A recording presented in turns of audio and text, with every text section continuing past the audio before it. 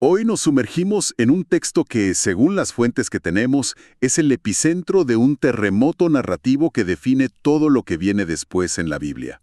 Génesis capítulo 3. Así es, lo describen como el diagnóstico de la condición humana. Y es que es el punto de quiebre total. Para entender la magnitud de esto, hay que recordar de dónde venían.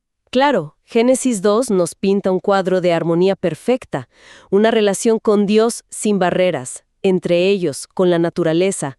No existía el miedo, no existía la vergüenza, el trabajo era un placer. Y Génesis 3 es la demolición de todo eso. Absolutamente todo. Entonces, nuestra misión hoy es explorar por qué este capítulo es tan fundamental.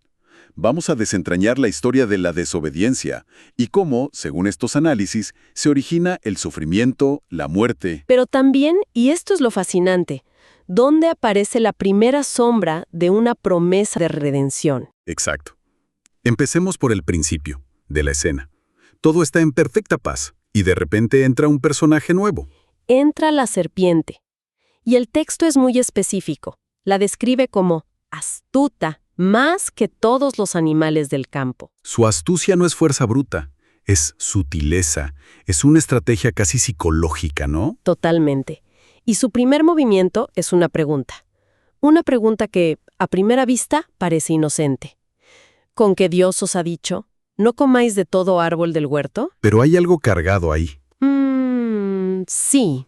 Los análisis exegéticos que manejamos desglosan su estrategia en 3 pasos muy claros. Y este es el primero, la distorsión. ¿La distorsión? Sí, la serpiente toma el único mandato negativo de Dios, que era, no coman de este árbol, y lo presenta como una prohibición general y opresiva. Es una caricatura. Claro, pasa de, tienen todo el huerto menos esto, a, así que no pueden tocar nada. Exacto. Hace que Dios suene restrictivo, arbitrario, casi mezquino. Y con eso siembra esa primera semilla de duda sobre la bondad de Dios. Eva, muerde el anzuelo e intenta corregirla. Aunque es interesante que los textos apuntan a que ella misma añade algo, lo de ni le tocaréis, que Dios no había dicho. Ya hay un poquito de confusión ahí. Y es justo en ese momento que la serpiente lanza su segundo ataque.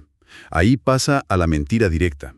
Una vez que ha creado la duda, contradice frontalmente a Dios. Dios dijo, ciertamente morirás. Y la serpiente dice, No moriréis, es una negación categórica.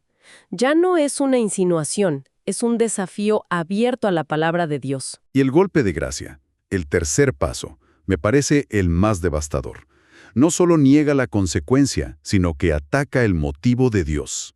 ¡Ah, claro! Le dice, sabe Dios que el día que comáis de él, serán abiertos vuestros ojos y seréis como Dios, sabiendo el bien y el mal. O sea, esto ya no es sobre el fruto. Para nada. Es una apelación directa al orgullo. La serpiente está diciendo, Dios no los está protegiendo, los está limitando. Les tiene envidia, básicamente. Sabe que si comen estarán a su nivel y no quiere competencia. Es la tentación definitiva, la autonomía total, La promesa de no necesitar a Dios, de ser tu propio Dios. de definir tu propia realidad, tu propia moral. Esa promesa de ser como Dios es increíblemente potente y es lo que inclina la balanza. Eva mira el árbol de nuevo y el texto describe su percepción de una forma muy particular. Sí, y según las fuentes, establece un patrón para toda tentación futura. Opera en 3 niveles. A ver, Primero vio que el árbol era bueno para comer. Ese es el deseo físico, el apetito. ok, lo físico. Luego que era agradable a los ojos. Es la codicia, la atracción estética. ¿Y el tercero, que es el decisivo? Árbol codiciable para alcanzar la sabiduría. Ahí está el orgullo, el deseo de trascender su condición y tomar el lugar de Dios. Y cede, come y le da a su marido, el cual estaba con ella. Un detalle clave que resaltan los análisis es que Adán no parece haber sido engañado de la misma forma. Así es. La interpretación común es que su decisión fue más consciente, más deliberada. Eligió unirse a su esposa en la rebelión sabiendo perfectamente lo que hacía. Y en el momento en que ambos comen, las consecuencias son Inmediatas. inmediatas. El texto dice algo muy curioso. Fueron abiertos los ojos de ambos, que es una frase extraña. ¿Qué significó realmente? ¿Fue un relámpago de entendimiento? Yo creo que más bien fue un lento y horroroso amanecer de la conciencia. No es que fueran ciegos, sino que adquieren una nueva conciencia, la del mal, la de su propia vulnerabilidad y su culpa. Exacto. De repente, su desnudez, que antes era natural, inocente, ahora es una fuente de vergüenza. La inocencia se ha roto para siempre. Y su primera reacción es tan humana. Intentan solucionar el problema por sí mismos. Corren, cosen unas hojas de higuera y se hacen unos delantales. Un intento de cubrir su vergüenza con sus propias manos. Sobras. Y como veremos, es una solución completamente insuficiente. Sí, esas hojas no pueden cubrir la fractura espiritual que acaba de ocurrir, y lo vemos en la siguiente escena. Oyen la voz de Dios y por primera vez sienten miedo. La comunión, esa cercanía, se evaporó, y se esconden, lo que da pie a una de las preguntas más profundas de toda la Biblia. Dios llama y pregunta, ¿dónde estás tú? Que obviamente no es una pregunta geográfica, no. Dios sabía dónde estaban. Claro, es una pregunta existencial. Es ¿en qué estado te encuentras? ¿Qué ha pasado contigo? Es una oportunidad, una puerta abierta a la confesión. Pero la respuesta que recibe Dios es, bueno, es descorazonadora. Totalmente. En lugar de arrepentimiento, empieza lo que uno de los análisis llama la danza de la culpa. Nadie asume la responsabilidad. Adán, cuando es confrontado, no dice, pequé. No, su respuesta es un clásico de la naturaleza humana caída. Dice, La mujer que me diste por compañera me dio del árbol, y yo comí. es una doble evasión. Culpa a la mujer y sutilmente culpa a Dios. El problema es esta mujer que tú me diste. Se rompe la relación horizontal entre ellos. Y Eva sigue el mismo patrón. Cuando Dios le pregunta, ella responde, La serpiente me engañó y comí. La culpa pasa de Adán a Eva, y de Eva a la serpiente. Se rompe la responsabilidad personal. y con esas relaciones rotas, Dios procede a dictar la sentencia. Y es muy interesante el orden en que lo hace. Sí, es en orden inverso al pecado. Primero se dirige al instigador, la serpiente, Luego a Eva, que fue engañada, y finalmente a Adán, sobre quien, según la narrativa, recaía la responsabilidad principal. Algo que todos los textos señalan como un giro inesperado. El protoevangelio. El primer evangelio. Sí, o la primera buena noticia. Es desconcertante encontrarlo aquí, en este momento. Dios le dice a la serpiente, «Y pondré enemistad entre ti y la mujer, y entre tu simiente y la simiente suya». Y aquí viene lo clave. Esta te herirá en la cabeza, y tú le herirás en el calcañar. A ver, detengámonos un segundo aquí, porque esto es denso pero crucial. ¿Cómo se interpreta esta enemistad entre simientes? Bueno, la interpretación teológica predominante lo ve como una profecía mesiánica. Anuncia una guerra espiritual a lo largo de la historia, entre la descendencia del mal y un descendiente particular de la mujer. La simiente suya, de la mujer. Eso es muy particular. Muy particular, porque biológicamente la descendencia se cuenta a través del hombre. Muchos lo ven como una alusión profética a un nacimiento milagroso. Un nacimiento virginal. Exacto. Y la profecía no solo anuncia la guerra, sino que predice el resultado. Detalla cómo terminará el conflicto. Justo. Dice que esta simiente de la mujer le herirá a la serpiente en la cabeza. Un golpe en la cabeza es mortal, es definitivo. Mientras que la serpiente solo le herirá en el calcañar. Una herida en el talón es dolorosa, sí, te puede hacer tropezar, pero no es letal. En la teología cristiana, esto es una prefiguración directa de Cristo. La herida en el calcañar sería la crucifixión, Un ataque doloroso, pero no definitivo. y la herida en la cabeza de la serpiente sería la resurrección, el golpe mortal al poder del pecado y la muerte. Es asombroso que los análisis vean una promesa tan detallada en la primera frase de juicio. No es un añadido al final, está tejida en la misma maldición. Exactamente. Pero el juicio continúa, claro. ¿Qué pasa con la mujer? A la mujer se le anuncian dos consecuencias. Primero, se multiplicará su dolor en el parto. Dar vida ahora estará teñido de sufrimiento. ¿Y lo segundo? ¿Afecta la relación con su esposo? Sí. El texto dice, tu deseo será para tu marido, y él se enseñoreará de ti. Esto se interpreta como la introducción del conflicto, de una lucha de poder en la relación, una distorsión del diseño original de compañerismo. Y finalmente, la sentencia para Adán, que parece afectar a todo lo que le rodea. Sí, a través de él, la tierra misma es maldecida. El trabajo, que era creativo y placentero, se convierte en una lucha agotadora. La tierra producirá espinos y cardos.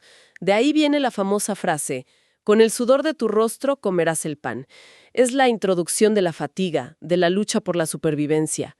Y finalmente, la sentencia que engloba a toda la humanidad, la muerte física. Polvo eres y al polvo volverás. Se cumple la advertencia inicial.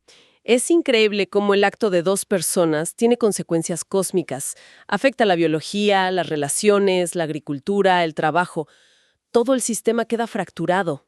Parece un final absolutamente desolador. Pero el capítulo no termina ahí. Los versículos finales contienen unos actos de gracia sorprendentes. El primero es un acto de fe de Adán, que es fácil pasar por alto.